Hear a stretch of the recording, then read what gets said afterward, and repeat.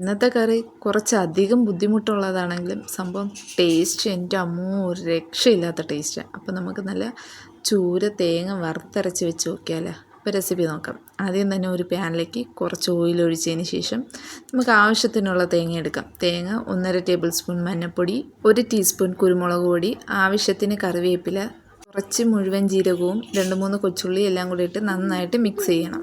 കാണുന്ന ഒരു പരുവത്തിൽ നമുക്ക് വറുത്തെടുക്കാവേ. തേങ്ങ ഒരുപാടൊന്നും മൂത്ത് പോകരുത്. അതിലേക്ക് 1 ടീസ്പൂൺ മുളക് പൊടിയും 1 ടീസ്പൂൺ മല്ലിപ്പൊടിയും ഇട്ട് തീ ഓഫ് ചെയ്തതിന് ശേഷം ഒന്ന് ഇളക്കണം കേട്ടോ.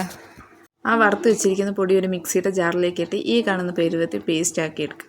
ഇനി ഒരു ചട്ടിയിലേക്ക് ആവശ്യത്തിന് കറിവേപ്പില, ആവശ്യത്തിന് തക്കാളി, പച്ചമുളക്, നല്ല പച്ചമാങ്ങയും കൂടെ ഇട്ട് നമ്മൾ ആട്ടി വെച്ചിരിക്കുന്ന അരപ്പും വെള്ളവും ഉപ്പും കൂടെ ചേർത്ത് മിക്സ് ചെയ്യണവേ.